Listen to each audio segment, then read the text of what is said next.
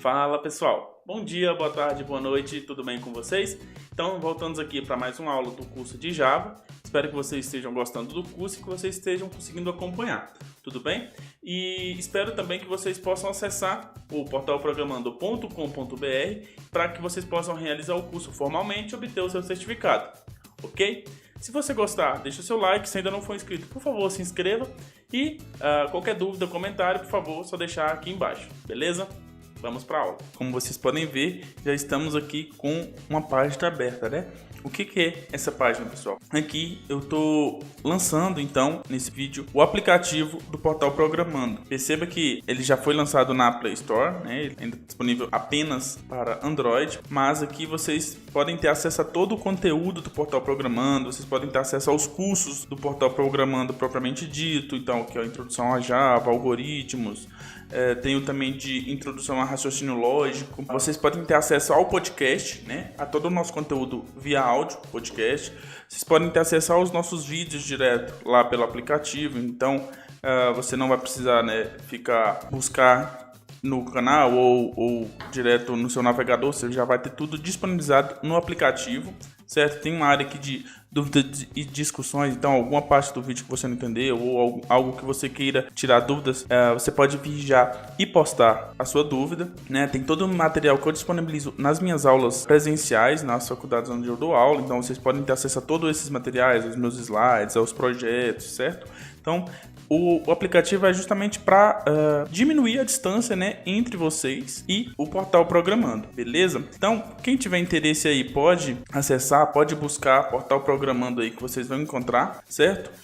Se vocês baixarem e gostarem, já entra aqui e dá 5 estrelas, né, aqui pro aplicativo. Espero realmente que vocês gostem e que possa ajudar vocês. Uma coisa muito legal do aplicativo, pessoal, é que ele não vai gastar a sua internet mais de uma vez. O que eu quero dizer com isso?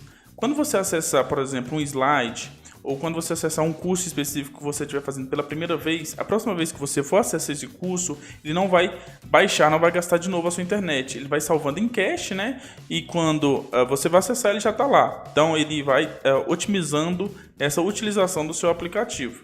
Beleza? Então, espero realmente que vocês gostem, baixem e façam os testes aí. Beleza? Vamos para a aula. Pessoal, então na aula de hoje a gente vai falar sobre os construtores, que é uma parte tão importante da orientação a objeto, que é justamente com eles que a gente constrói, né, como a própria palavra diz, os objetos, certo? Então hoje a gente vai ver como utilizar, qual sua importância e para que a gente utiliza ele dentro da orientação a objeto. Então, o que são os construtores, né, pessoal? Eles são métodos, certo? Entre aspas, né? Bem entre aspas, que são chamados automaticamente quando a gente cria um objeto. Bem, pontos importantes. O construtor, pessoal, ele tem que ter exatamente o mesmo nome da classe. Se a sua classe tem uma palavra com a letra maiúscula, o construtor tem que ter uma palavra com a letra maiúscula. Então, se a sua classe chama pessoa com P maiúsculo, o construtor dessa classe tem também que ter um P maiúsculo, certo? Bem, diferente dos métodos, o construtor ele não tem nenhum retorno, pessoal. Ele não returna nada, né? Ele simplesmente recebe parâmetros. Tem como você colocar para ele receber parâmetros entre parênteses, certo? E quando você chama esse construtor, você tem que colocar exatamente a mesma quantidade de valores na chamada que vai ser, né, equivalente àquele construtor. Bem, o construtor, o modificador de acesso dele é o mesmo da classe. Então, se a nossa classe está lá em cima, public, os construtores dessa classe também é public. E outro ponto importante, pessoal, é que os construtores eles não podem ser chamados diretamente, igual a gente chama método, certo? A gente simplesmente vai lá e chama aquele método. Para um construtor ser chamado, a gente tem que fazer, né, que é criar, utilizando a palavra new, um objeto para que aí sim, nessa criação, seja chamado um construtor. Bem, até agora a gente não construiu nenhum construtor dentro das nossas classes. A gente pode fazer isso porque, por default, o Java já cria o que ele chama de construtor padrão, ou construtor default, né? E aí, através desse construtor, tem como a gente fazer a criação dos nossos objetos, mesmo que a gente não tenha explicitamente declarado um construtor. Mas se a gente quiser, ainda assim, declarar o construtor padrão, que é até uma boa prática, A gente pode fazer isso, por exemplo, aqui, para quem está vendo o vídeo, né? Vamos aqui com essa classe, Public Class Disciplina, certo? Então, pelo que eu disse anteriormente, o construtor, ele tem que ter exatamente o mesmo nome da classe, certo? Então, dentro dessa classe, dentro das chaves, a gente vai colocar Public Disciplina, com D maiúsculo, assim como a gente colocou o D maiúsculo no nome da classe. Por quê? Porque tem que chamar o mesmo nome. Quando a gente fala do construtor padrão, ou construtor default, ele tem algumas características. Primeiro, ele não possui parâmetro, certo? Então, dentro dos parênteses dele é vazio. Ele não possui nenhum tipo de retorno, né? Isso para qualquer construtor. Ele não possui conteúdo, ou seja, ele é simplesmente abre chave e fecha chave, que a sua ação é simplesmente construir o objeto. E ele tem o mesmo modificador de acesso da classe, né? Que é, se a classe é pública, o construtor também precisa ser público. Então, esse é o construtor padrão. Como eu disse, se você não declará-lo, ele está implicitamente declarado dentro da classe, beleza? Então, não precisa se preocupar. Mas, por boas práticas de programação, tente sempre colocar o construtor padrão para que você lembre que ele está lá, que ele exista. Então, vamos aqui para um construtor, né? Então, a gente tem aqui, ó, Public Disciplina, int carga horária, string nome da disciplina, né? Como os nossos atributos, eu estou criando um construtor.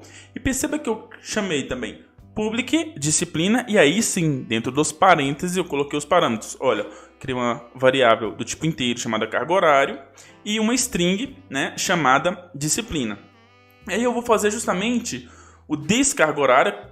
Quando eu coloco o this, o que eu estou fazendo referência? A própria classe. Então, quando eu coloco this.carga horária, eu estou fazendo referência justamente aos meus atributos dessa classe.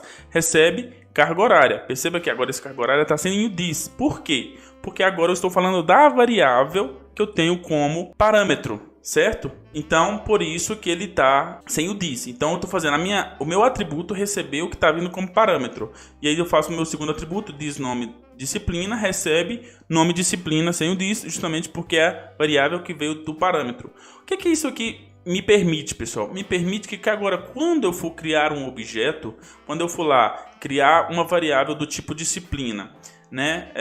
Por exemplo, linguagem de programação, faço essa variável receber new disciplina, agora eu passo já direto a carga horária e o nome da disciplina, que já vai automaticamente ser atribuído aos atributos dessa classe. Então, na construção do objeto, eu já posso passar os valores para serem inseridos dentro dos seus atributos.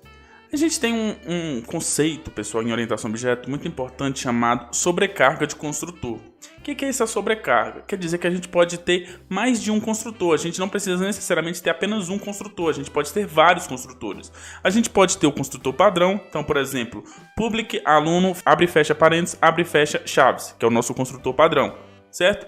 Posso ter um segundo construtor dentro da mesma classe, por exemplo, public aluno, string nome, string matrícula, double mensalidade, e atribui já esses valores dessas variáveis aos atributos, certo? Eu posso ter aqui um terceiro construtor, né, aluno, onde eu vou receber simplesmente o nome e a matrícula, certo? E eu posso ter, né, um último construtor aqui, recebendo apenas a matrícula. Mas uma coisa é muito importante, pessoal, muito importante. Por favor, prestem muita atenção nesse detalhe. Quando eu faço essa sobrecarga de construtores, pessoal, perceba o seguinte, olha, eu tenho um construtor sem nenhum parâmetro, eu tenho um construtor com 3 parâmetros, sendo eles string, string, double, certo? Eu tenho um construtor com 2 parâmetros, sendo eles string e string, e um outro construtor com string apenas. Uma coisa que vocês têm que prestar muita atenção. Esses parâmetros, para que funcione no Java, eles têm que ter quantidades e tipos diferentes. Se eu tenho, por exemplo, um construtor public aluno, string matrícula, eu não posso ter um outro construtor, por exemplo, public aluno, string nome. Por quê? Porque o que a gente chama de assinatura, ele é justamente pelo tipo do que ele recebe como parâmetro. Então, quando eu coloco, por exemplo, public aluno, string matrícula, o que ele vai ver é justamente que ele está esperando receber uma string. E não importa se o nome da variável é matrícula ou aluno. O que eu estou falando é, para que eu tenha mais de um construtor, os tipos e quantidades de variáveis como parâmetro precisa necessariamente serem distintos. Eu não posso repetir a mesma quantidade e tipos na mesma ordem, certo? Pessoal, Então aqui no NetBeans já, né, para a gente poder testar, como que eu faço então, para quem está seguindo os vídeos na ordem, a gente desenvolveu essas classes aqui nos vídeos anteriores, que foi a classe boas-vindas, lembra?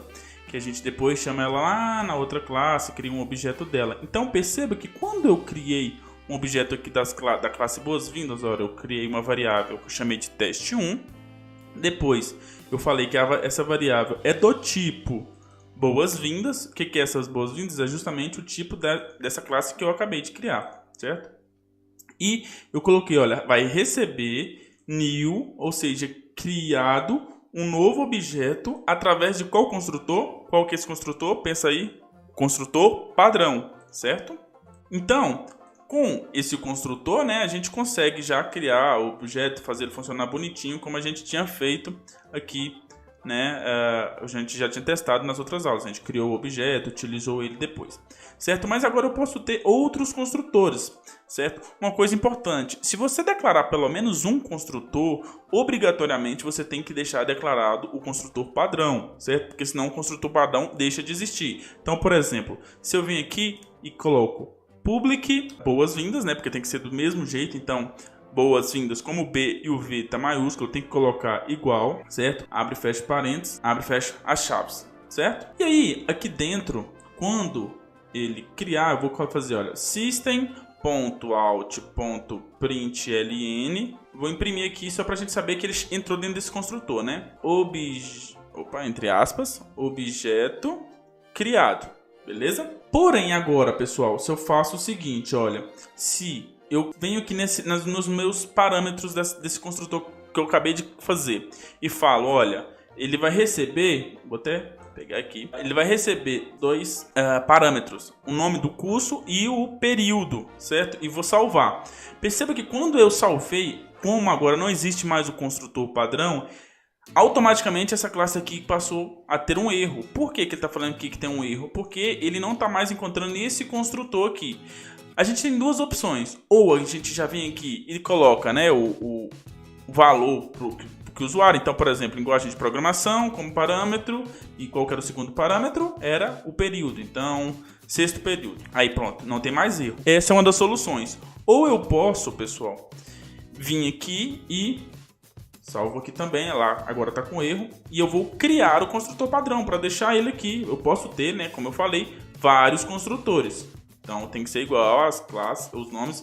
Public boas-vindas, abre e fecha parênteses, abre e fecha chaves, salvo, pronto, não está mais dando erro. Por quê? Porque agora ele existe esse construtor. Apesar de existir outros, ele existe também o construtor padrão. Outro exemplo, pessoal: se eu construir um terceiro agora, né, construtor, e deixar, tá vendo que os parâmetros estão os mesmos aqui? String, int, int, ele dá erro, certo? Não importa se eu mudar aqui o nome, por exemplo, em vez de ser nome curso, vai ser nome aluno. Se eu salvar, ele ainda continua dando erro. Por quê? Porque ele pega pelo tipo. Então, qual é a ordem aqui? String curso, int período, string, nesse caso aqui, nome aluno, int período. Uma das formas de solucionar isso é a gente deixar, né, a ordem o contrário. Então, vem aqui e coloco, olha, int período, string, nome. Agora sim. Por quê? Porque a assinatura desse método aqui é o quê? Boas-vindas, string, int. E esse aqui é boas-vindas, int, string, porque é os parâmetros que ele recebe, certo? Então eu só troquei a ordem de um para o outro para que não choque mais, porque quando ele for passar aqui, ó, os valores, não vai mais chocar entre eles, certo? Então eu posso ter aqui diversos construtores passando diferentes tipos de variáveis. Beleza? Então é isso, pessoal. Obrigado por ter ficado até aqui, certo? Não esqueça que vocês podem agora também ir lá e acessar o nosso aplicativo, né? Ter acesso ao nosso aplicativo, poder baixar, ter acesso a todo o nosso conteúdo. Peço que vocês acessem lá, baixem, testem. Se possível, dê as 5 estrelas, né? Para nos ajudar. E agradeço vocês por terem ficado até aqui. E abraço, pessoal. Até a próxima.